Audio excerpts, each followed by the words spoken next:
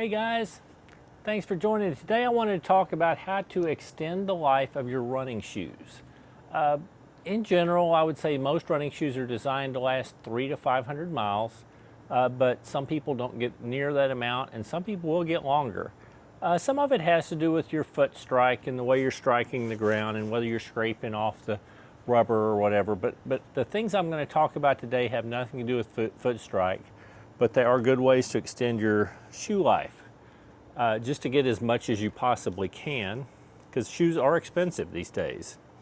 One is put on your shoes properly. Don't just slide your foot in. For one thing, most of these running shoes have a heel counter which helps it lock in place and wrap your foot right. And if you're constantly just sliding your foot in and not untying the laces, you're stretching it out in places, you're breaking down that heel counter, and your shoe is not going to last as long.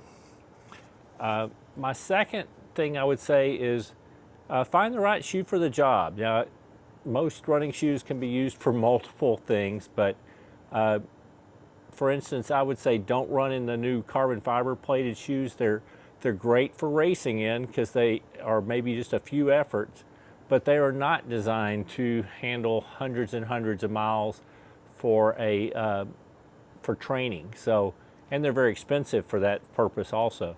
But they will break down quicker, partly because that carbon fiber plate in the shoe is putting pressure on the foam and is going to break it down a little quicker.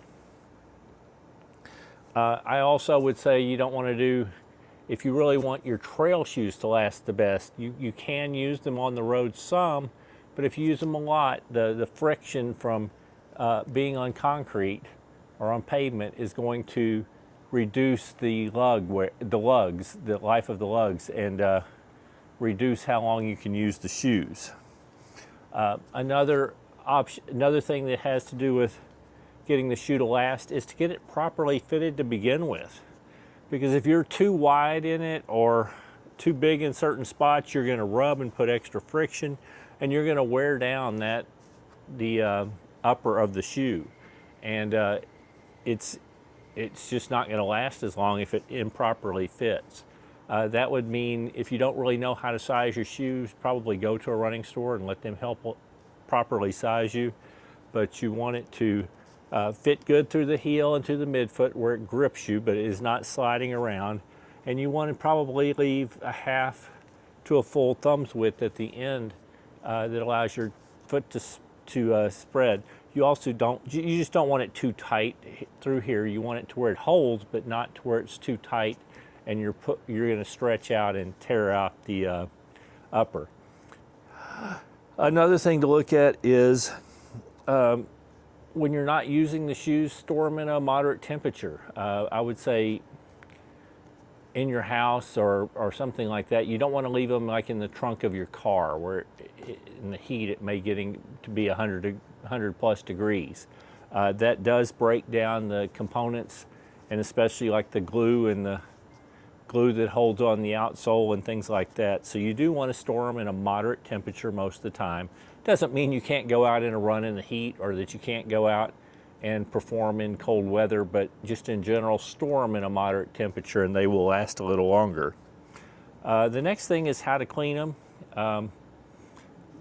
I'm not the greatest at always cleaning my shoes all the time, and I do think that cleaning them by hand is probably the best way to do it, or even hosing them off to get the dirt off.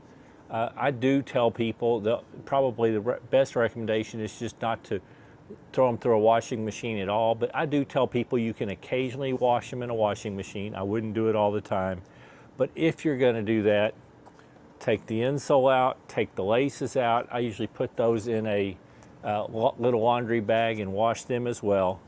Whatever you do, don't put them through the dryer. Take them out and let them air dry, and then put it all back together, and they should last well. My biggest, one of my big tips is actually to, if you can't afford it, it's fine, but if you possibly can, own more than one pair of shoes and alternate them. There's a couple reasons for doing this. One has nothing to do with the life of the shoe. It's alternating the shoes causes it to hit your body in a very slightly different way. I even think alternating like heel to toe drops a little bit is a good idea. But even if you're going to wear the same shoe, have two models of the exact same models of the same shoe, one is more worn down than the other. So as you strike in a newer pair versus an older pair, your foot is going to hit a little bit different, and it's good for your body to not always have the exact same stimulus constantly. It'll cut down on repetitive stress injuries, I believe, if you're alternating shoes. The other reason it's good is for the longevity of the shoe, because when you do a run in the shoe, you're compressing the foam. It takes a little while for that foam to bounce back and be ready to go again. If you alternate shoes, it gives an opportunity for that first pair of shoes to fully recover its foam and be ready to go again. Whereas if you're constantly running in the same pair over and over all day, every day, the foam never gets a chance to recover. It's going to become more compressed and go dead sooner.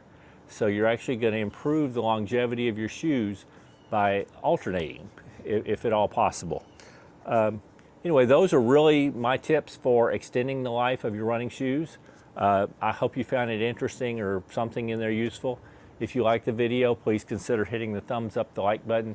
If you're interested in any more of my content, please consider subscribing to my channel. And other than that, I hope you're having a wonderful day. And keep moving!